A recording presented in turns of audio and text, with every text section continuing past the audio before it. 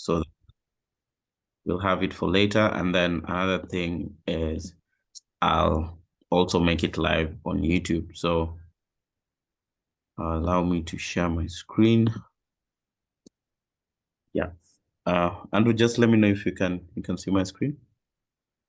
Yes, I can see your screen. Good. So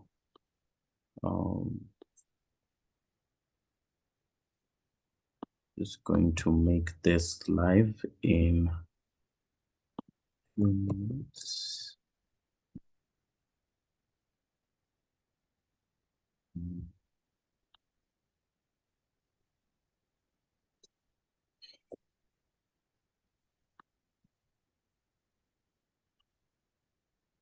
Good. So welcome everyone to today's event. Our event today is on entrepreneurship journey and building ChatKJV, featuring Andrew Miracle. Everyone to today's event. Allow me, sorry about that. Our event today is just click. Sorry. Yeah. So during the event, please feel free to tweet and share your comments, any questions, or invite other people to be part of the conversation using these handles at ChatKJV, at AI Kenya, hashtag ChatKJV, hashtag AI Kenya, hashtag mawAIdha. So mawAIdha sessions is a type of event that we came up with about 3 years ago. The main goal was to invite industry leaders to give advice and counsel on different technology topics that revolve around or are closely related to artificial intelligence. The inspiration for the name, mawAIdha, is a Swahili word that means advice or counsel, or to give good advice or counsel to someone. So through that, that's the same thing we are trying to do, to get advice from people who have done it or people who are excelling in what they do to the generation that is also trying to build and improve their solutions. So our first event for mawAIdha was in March 2020, 4th March 2020. It was a physical event.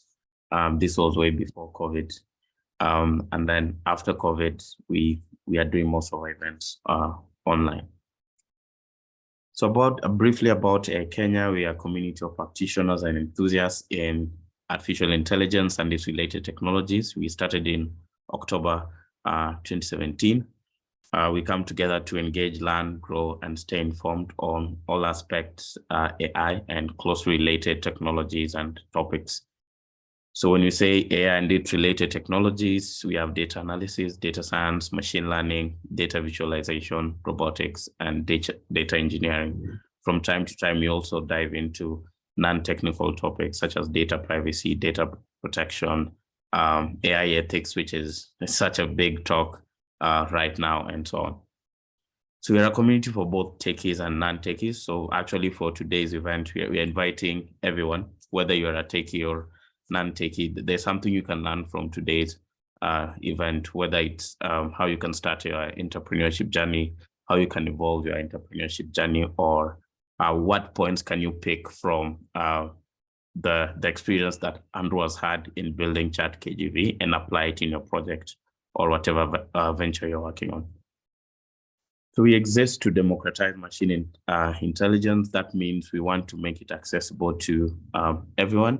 And we see ourselves as an enabler and ecosystem builder in the Kenyan tech industry, specifically in matters artificial intelligence. We achieved this by having different programs or different core frameworks that we focus on. That is number one, making sure people are learning, growing, engaging, and staying informed. In terms of learning, we have a mix of different monthly events, from hands-on workshops like Code Maktaba. We have show and tells, mawAIdha sessions, the one we're having today. We have data science hackathons and documentary screening. So all these are combination that allows both the technical and non-technical audience to participate in based on what they need.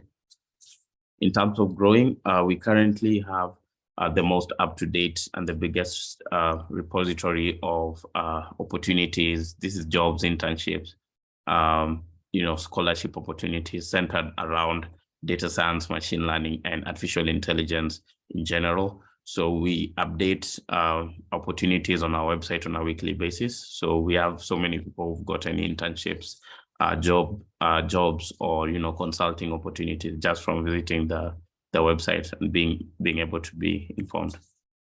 In terms of engaging, we have different engaging platforms. We have a Slack group. We have a WhatsApp group. We have a Telegram group. We have a Facebook group where we allow community members to come together and just talk to each other and share ideas.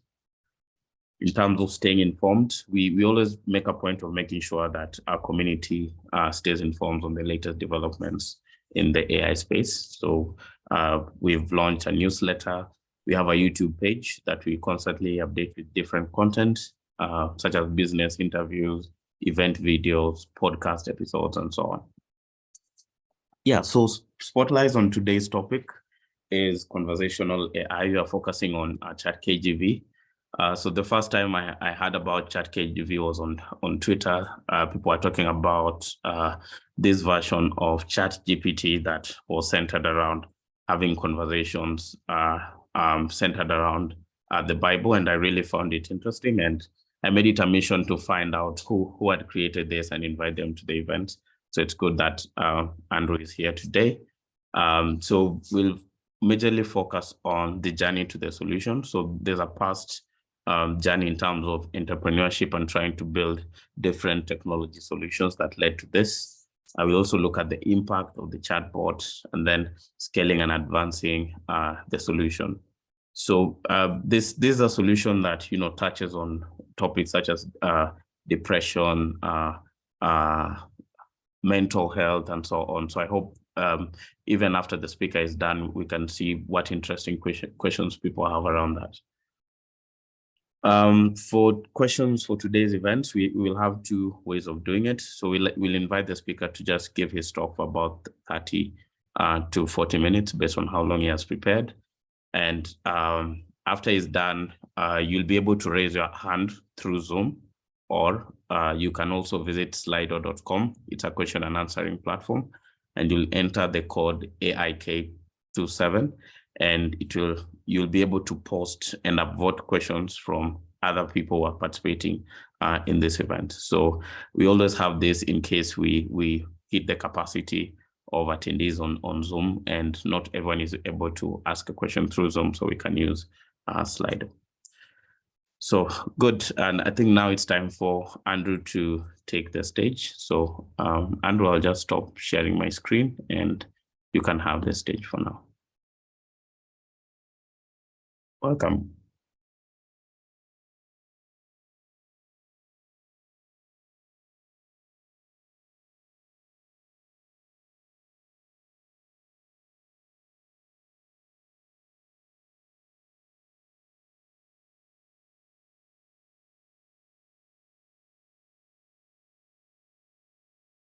Yeah, I was going to complain that I needed share assets. Okay, great. Are you sharing your screen now? Yes, I am going to be sharing my screen. Okay, good. Okay. So I wanted to first of all say like a big thank you to the organizers for having me. It's a pleasure to be here with everyone of you guys. So yes, before I proceed, just let me say that. Thank you. I'll go ahead to share my screen now. Just needs to be.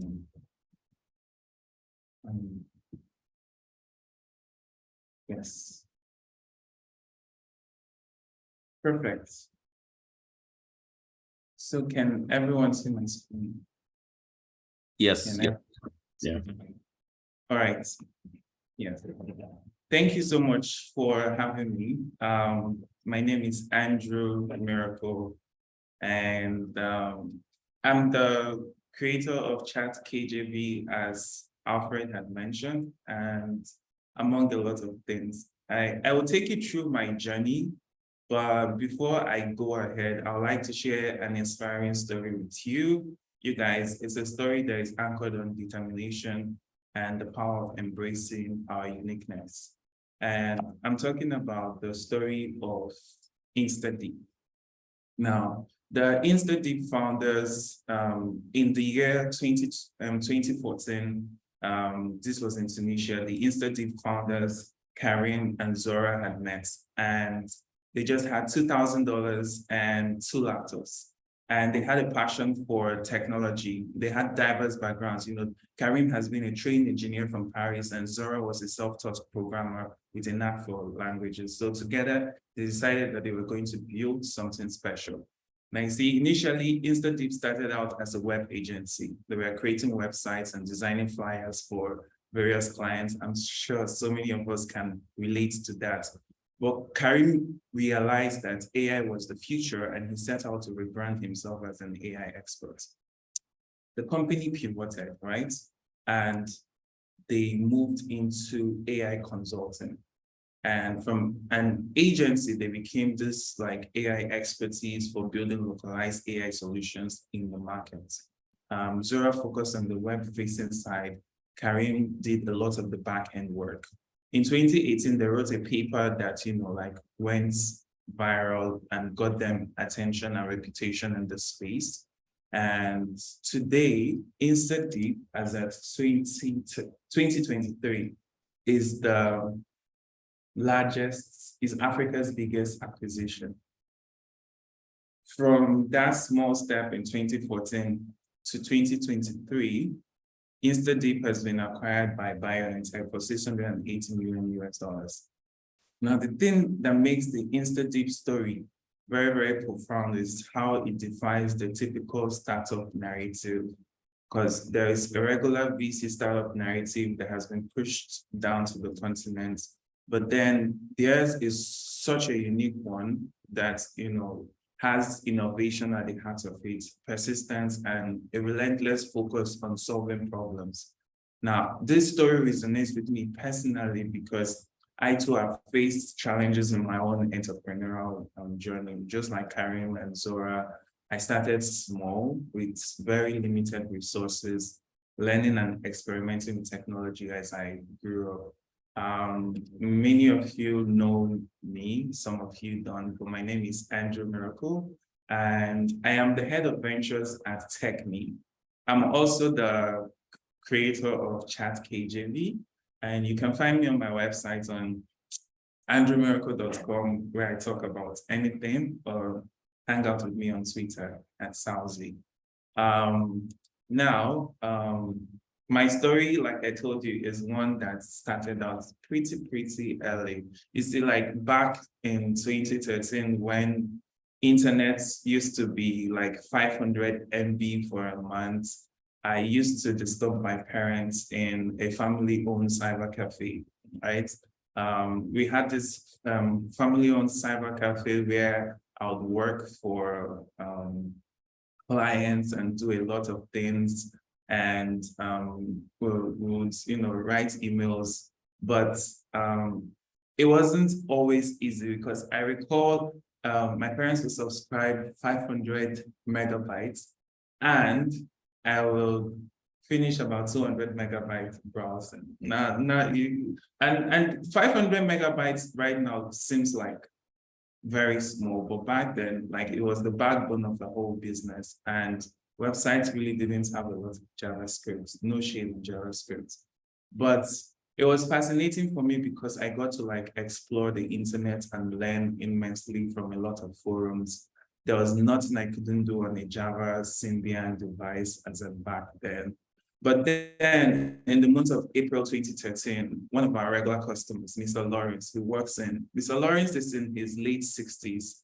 And this time around, Mr. Lawrence does not want to check his email because he usually checks out Yahoo Mail. No, Mr. Lawrence wants a website.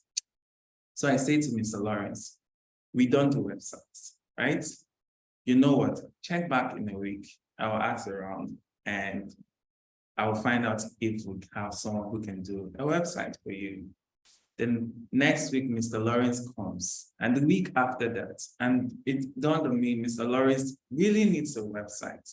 And you know what? I said, you know what? I have no prior experience building websites or anything, but I'm willing to give this a shot, right?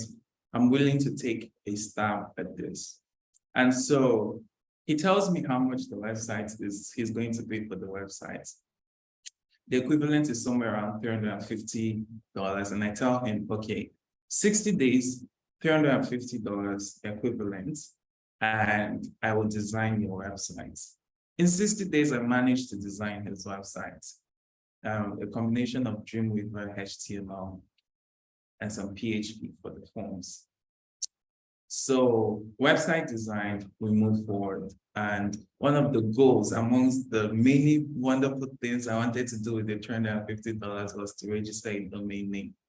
And I had been obsessing about a particular name, right? It was TechMe, TECHME, right? I've been obsessing about this name, and I search for it on GoDaddy every morning. And so finally I get paid and I want to register this domain name. Turns out the domain has been bought and someone is selling it for $150. And so it was a little misfortune, right? But this small misfortune led to the acquisition of the name TECMIE for TechMe. Now, it may sound like a misfortune, but very little did I know that this minor incident would later inspire the creation of ChatKJV as we know it today. And over the years, I have honed my skills. Particularly in my tech journey, I am very grateful to a lot of individuals and companies. I did the mawAIdha school track to hone my skills. I worked in Sandbox YC, a Nigerian logistics company, which was my first startup experience. And then I moved on to the MEST program, which is how I built expertise in entrepreneurship. Now, throughout my entrepreneurial journey, I've been committed to learning and embracing new opportunities. And this is one of the things that has been pivotal to my success. Now, I mentioned these three companies because I did have a first stage of what my career was as a very, very technical person. But recently, as of 2018, when I decided to transition from leadership, from technology into leadership, all of that had to change, and I had to rethink how I was doing things. In retrospect, I believe mawAIdha School gave me the first principles for software engineering that I used and built upon. Sandbox introduced me to the startup world, and MEST broke it down for me in a way that everything now I had like this 360 view of the entire technology ecosystem. It was also during the MEST program that I founded Africathon. Now, Africathon was a Pan-African event, which involved about 22 individuals across 22 countries across the continent. And it was a one-week event, and we had so many innovative programs that we did. And this was also during the period where I did a lot of innovation projects. After the MEST program, I also founded KPI Lens, which is data analytics startup. And KPI Lens is an impact data analytics startup. We received VC funding for the project. And everything was fine and good until 2022. Now, in 2022, I had this realization. COVID had hit the world, and we were getting onboarded into like this digital transformation that was happening. It felt like there was not a better time where Africa was ripe for technology, and this was the time. Right? So as at 2022 January, I reinstalled the TechMe team with a new vision, one that was very highly experimental and research driven. At the time, we did not have a name for it. We did not know what we wanted to do, but we were sure that, okay, we want to do this thing. We know we look at the market, we research a lot, and we try out and experiment with as many products as possible. Later on, we find out that there is actually a name for it, right? There is a name for this whole thing. It's called a startup studio. And this startup studio built out so many products. We had follow-up, we had Dakred, which is a blockchain project, and so many other innovative products. So at the heart of TechMe is this unwavering belief, like in the transformative power of collaboration and teamwork. And what we did was we tried to bring the brightest minds that I have come in contact with, and across the continent, to be able to foster like an environment where, experiment on this new idea, test it out, and see how it goes. And that's essentially, everything about TechMe. Now, it was all interesting until November 2023. So as of November 2023, something remarkable happened. OpenAI released a new product called ChatGPT. Some of us are familiar with it, some of us are not. However, before ChatGPT, something else happened. You see, I had this friend, Julie, and we had like this delightful dinner at a bustling restaurant in Nairobi. And we were on our way back for her to drop me off at my place. And then she suddenly realized that her phone was not in her pockets. And she was scared because it's like, oh, my phones are not here. They're not in the car. They're not here. So where are they? She left her phone behind on the table where we had the meal. Maybe the food was too good, too sweet for her to have forgotten her device. But our hearts were pounding and we were like, okay, where is your phone? And I dialed her number and there is no answer. Like you're calling the number, nobody's picking up. And so we are desperate to find, her phone, and we have to like go back to the places we went to. And with each passing moment, we couldn't help but wonder, like, are we going to find our phone again? Like, this is Nairobi. We were in Nairobi and like, are you going to find the phone again? But the good news is we found our phone. And it was good news because we also met someone interesting. A young man named Abner. He was with the phone, he has seen it and he was waiting, and he held the phone like in his hand and was saying, when the owner comes, I'll give the phone to the person and I won't pick the calls. And Abner was cool. So we were like, you know what, let's celebrate. And in order to celebrate, I invited them to a Nigerian restaurant where we can try pepper soup. Now, pepper soup, if you don't know about it, is a very, very spicy meal. And Abner wasn't familiar with what it was. So when they asked him spicy or spicy, he said spicy, spicy. Now, this story is important because at the heat of that moment, with all of that spice, I got invited to an RSVP only event that was sponsored by the revolve network at the time. And when I got invited to that event, I had sent my name and the name of our company to be RSVP'd, right? But things weren't looking up because the next day it's like, oh, we have a tell me in our record, and here's your name tag for tell me. We don't have a tech me on our record. So it was like, okay, so bad news, good news, and then another bad news. Till now, I still blame the spicy food for this error because, like someone should have remembered to put a C instead of a T. But we did the revolve network event. It was amazing. However, there was a catch. So because someone has misspelled our name, throughout the intros, everyone was like, tell me, and I'll try to explain to them, no, it's tech me, and here's what we do. So without realizing, the first expression I was creating upon meeting an entirely new audience was correcting them for a mistake that had nothing to do with them. I had to read the room and advise myself. So I decided the next group I joined, I'll go with the flow.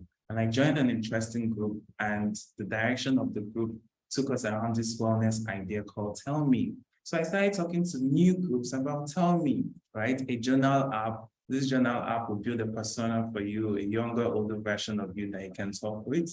And by essentially feeding this journal app with like information from your diary, it can learn from you, and then it can recreate a younger or aged version of yourself. A lot of people there loved Tell Me that idea. They really, really loved it. And the one that most resonated with a lot of people was like, tell me for your inner circles. So imagine that you are no longer there, but you have like this version that will talk to your son, your daughter, your brother, your sister, your husband, your wife, etc. So after the mixer, I went home. I opened my laptop to experiment with the idea, right? But first, I had to do it with my own diary. The first version of this I shared on LinkedIn, and it was interesting. I did get feedback, but there was a little challenge with it. Now, when I had shared this version, a lot of people liked it, but then even though it was captivating, it was exciting, we quickly realized that there was one key element missing, that my diary is not enough. As much as I love my diary, not everybody loves their diary or what they did in the past.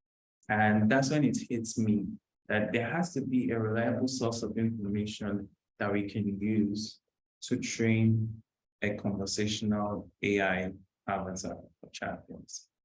And it was right there looking at us all this while. See, why not use the Bible? The Bible that has been a timeless source of knowledge and guidance. And it has been cherished for over 2,000 years. So when I shared the tweet of ChatKJV, it was just about, when I shared the tweet of ChatKJV, it was just about natural for a lot of people to resonate with it. Sorry, I think I have. It was just about natural for a lot of people to resonate with it. So the tweet went viral, and a lot of people loved the idea. A lot of people loved the idea to a point where ChatKJV was used by over 10,000 people in less than 5 days. And even till now, a lot of individuals still interact with ChatKJV daily. ChatKJV is a conversational AI app that you can ask questions about how you feel, and it would respond to you with a scripture as well as a short admonition on that scripture. And the success of ChatKJV was immense, like it was like through the roof. And I can give you a short demo of what that looks like. So this is the bot currently. It's a mobile first version. And I can say, you know what, I am anxious. And it would respond to you based on how you feel. And it's telling me, you know what, Philippians 4:7, be careful for nothing, but in everything by prayer and supplication, with thanksgiving, let your requests be made known unto God. And the peace of God which passes all understanding shall keep your hearts and minds through Christ Jesus. God promises to protect and provide peace to those who trust in him. So have faith and let him carry your anxiety. So this is what it's telling me. So I have faith and let him handle my anxiety. Now, so when the tweet went viral, I had to build ChatKJV in 24 hours or thereabouts. And I'd like to highlight some of the technologies that were relevant to making this happen. Now, ChatKJV was built on top of OpenAI, TRPC, Next.js, TypeScript, Chakra UI, because it's a progressive web application, it uses service workers and it uses a Postgres database to persist information. Building ChatKJV, the initial iteration of ChatKJV employed two distinct AI models. There was one that would essentially extrapolate whatever you say and just respond as scripture. And then we'll send it to the OpenAI query model that will then break down the scripture in conjunction with the user's inputs. However, this approach was not without its own shortcomings. And so as more and more individuals were engaging with ChatKJV, they posed a myriad of unconventional questions that demanded more structured approach to formulating the response.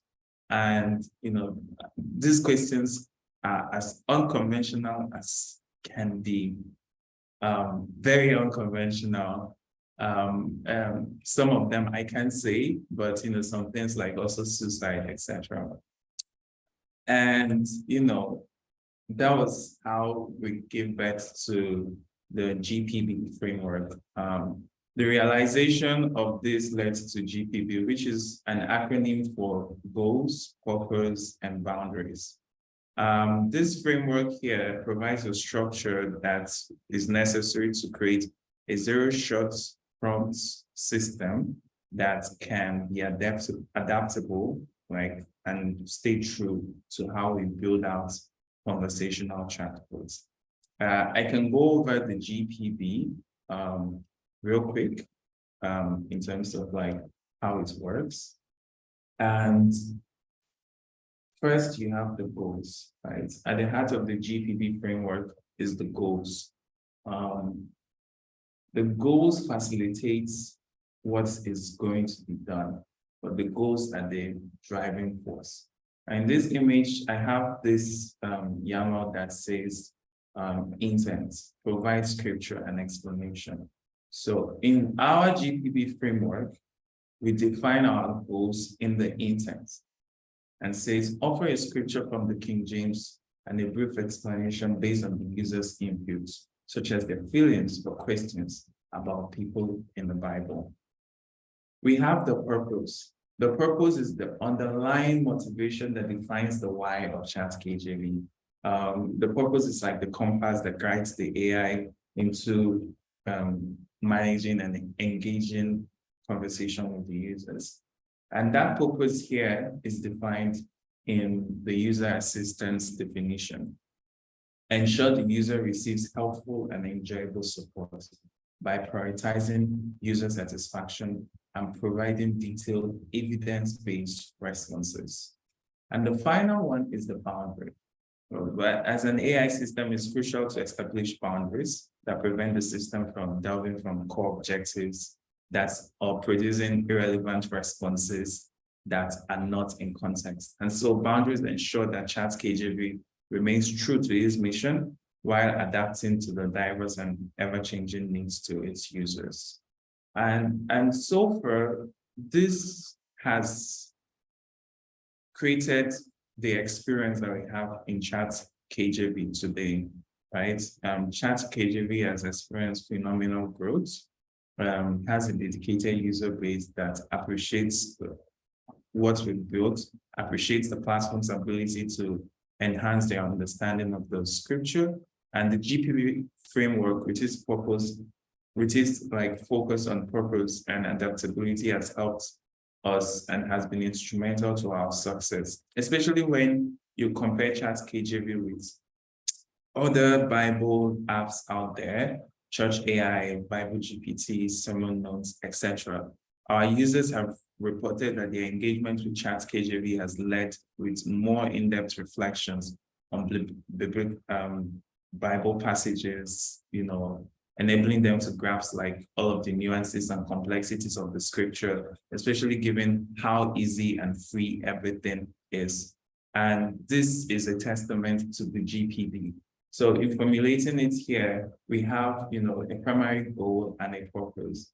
And, in constructor language, we have these goals and these purposes. and we can retrieve a goal, and we can retrieve a purpose. So essentially, when a user makes a request, and we get the primary goal, the purpose, and the boundary, we have a collection of all of this that we can choose from. And there's a small shuffle method in each class that gives you one boundary at any given point in time.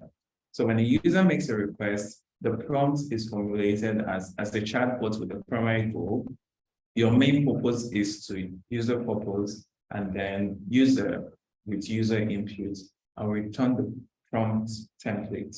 And so when a user wants to make a request or sends a chat to ChatKJV, what we're essentially doing is goal, purpose, boundary with user inputs, and the prompt will generate an output for the individual. And so far, the future of ChatKJV looks bright. But there's been a lot of media recognition from reputable organizations, but also most of the use cases. It's important that we highlight some of the use cases for ChatKJV. A lot of people just use it around doing life, general conversations, Christian living, and to deal with their emotions, as well as relationships, sexuality, and marriage.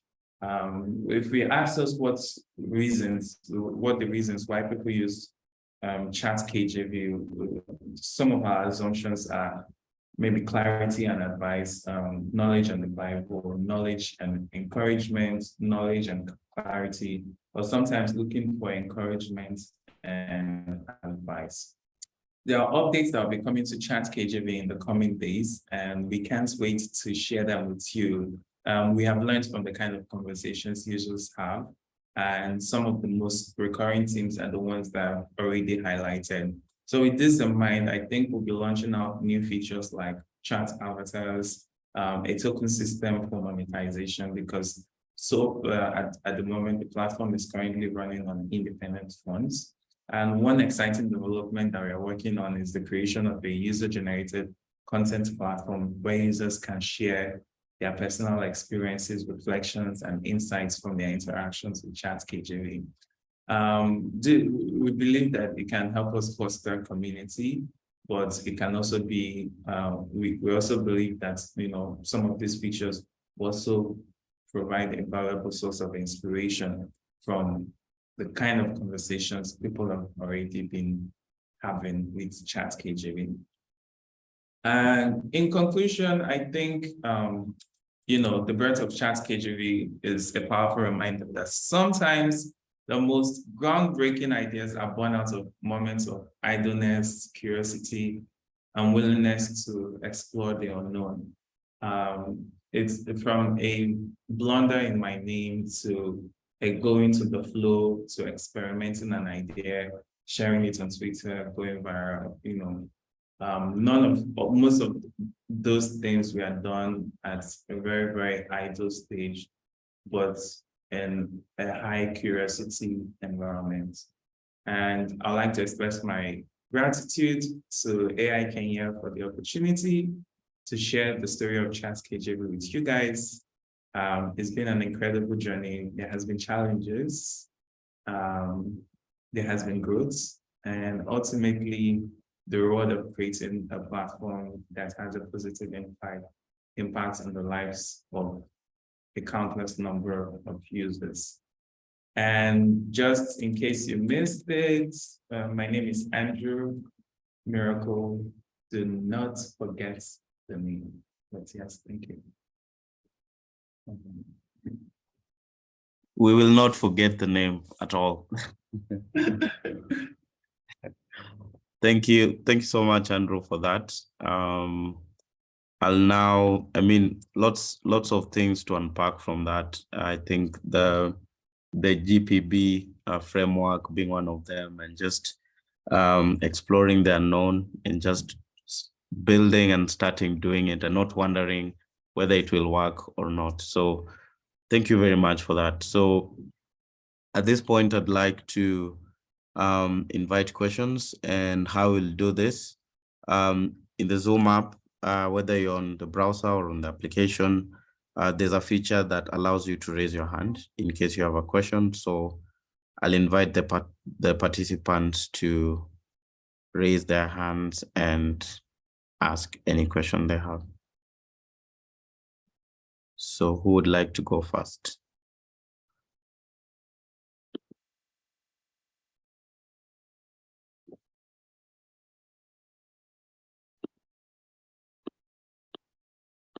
Okay, there are no questions.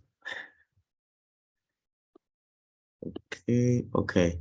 As I wait for people to raise their hands, Andrew, a question I had on my end, and maybe you can share this. I mean, we had previously discussed it, but how are you? So I think there's one question here. Is ChatKJV open source? I think you can take that and then I'll ask my question. You can go ahead, Andrew. Okay, yeah. So ChatKJV is not open source at the moment. We've not uncovered motivation for why it will be open source. Although we do have a couple other open source projects for TechMe. You can check TechMe out on GitHub and you'll see a lot of our open source projects. Okay, and just as an addition to that, what's the approach around sustaining everything you're doing with ChatKJV? Are there plans to have, a paywall to allow users to access different features, or putting threshold on how many prompts they can send or how many questions they can send in a day and so on? What's your plan around that? So one model that we found to be interesting is the WeTransfer model. I don't know if anyone has tried WeTransfer, but WeTransfer allows you to share files with a cap of 2 gigabytes for the files. And at that point, after 2 gigabytes, you have to get a pro subscription. But also, it's free, and you can easily share those links without having to sign in. It's something that is akin to how we want to approach the development, future development for ChatKJV. So if you already know WeTransfer, you'll be able to infer all the answers. If you don't know WeTransfer, it may be a very long explanation, but check out WeTransfer. And yes, WeTransfer has this feature where they place really, really amazingly curated ads on their share screen.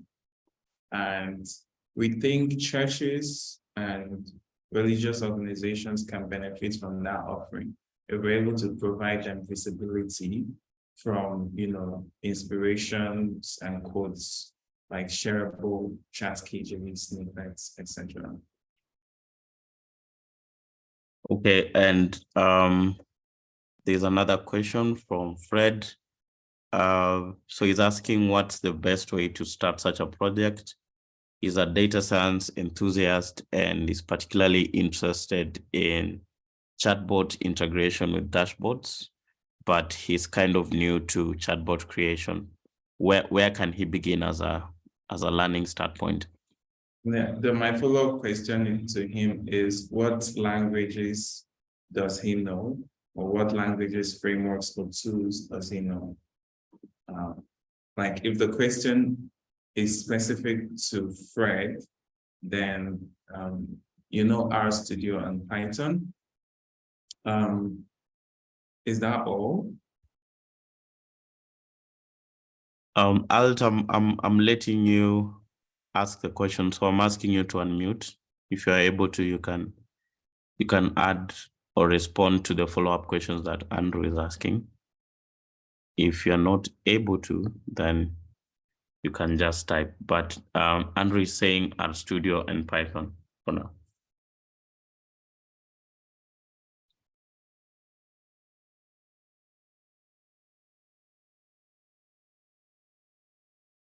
Okay. Andrew, are you there? Okay, so Yes, so if he's only familiar with it, so I'm going to encourage you to learn a bit more. For in the absence of most things, I think there are no code chatbot tools that you can use. There is Bubble, there are Chatspell. So the first thing I'm going to advise you is if that is only what you know, you might as well just explore no-code tools first before getting into code, because chatbot interfaces have a variety of requirements. There is the NLP interface. It's going to take the conversation and then convert it into an intent or an instruction that can be executed. Now, the execution of the instruction is another interface, right? And there's the interface for the client, which is like, you know, the buttons, the input box, etc. So if you can't build out interfaces in HTML, CSS, JavaScript, I advise you use no-code tools that can allow you to build the interface so that you can then use Python as a language to string together all of that information. As at yesterday, there was a platform that did catch my interest. The name of that platform is called Dust. So Dust allows you to build out chatbot workflows using any chatbot of your choice, but still with the ability to add code to your responses. So platforms like this will allow you to like put in your code and give you a link that you can use or you can run and interact with in your applications. So Dust is just one of those many platforms. But there's a platform called BibleGPT.org, and BibleGPT.org was built with Streamlit, and you can check out Streamlit. It's streamlit.io. Let me put it here. But Streamlit.io would allow you to build data apps, you know, whether it's a chatbot, but using Python. And once you're done building, you can share that as a Streamlit app with anybody without having to worry about like the interface or anything, from sales models to whatever it is, deploy it with Streamlit, right? So I'll suggest if Python is your start, then Streamlit might be your best, your go-to. Yes.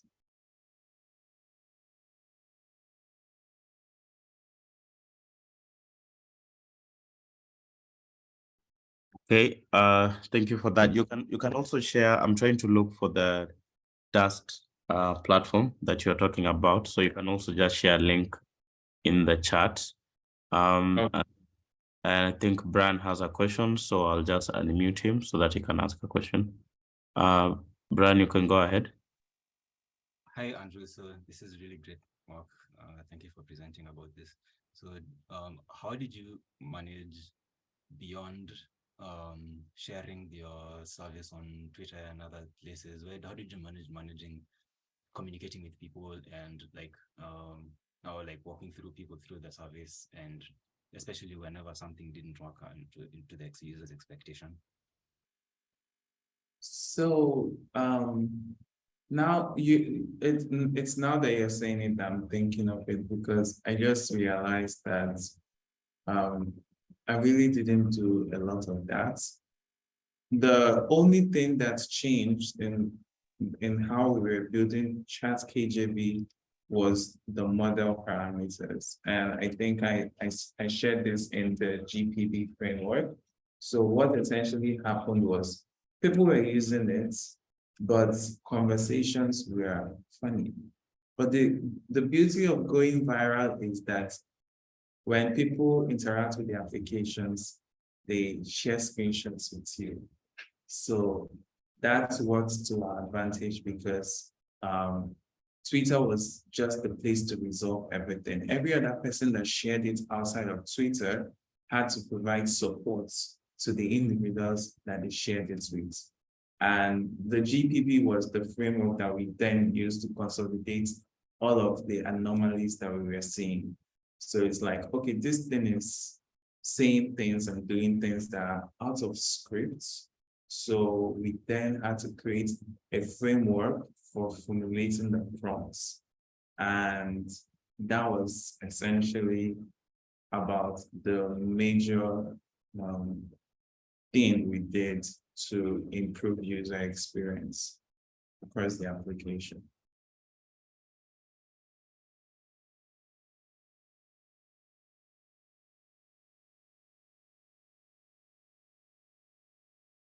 Does that answer your question? Yeah, thank you. Yeah, you did. Yeah, like using Twitter, that makes sense. Like sticking to that platform where it got popular. That makes sense. Okay.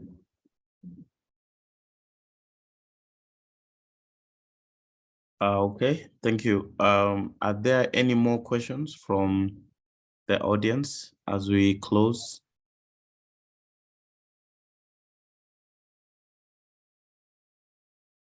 Okay, Andrew, what I would ask is from the AI Kenya community and just the wider audience, what kind of support are you looking for at this stage? Like, what are your critical needs for ChatKJV as you proceed?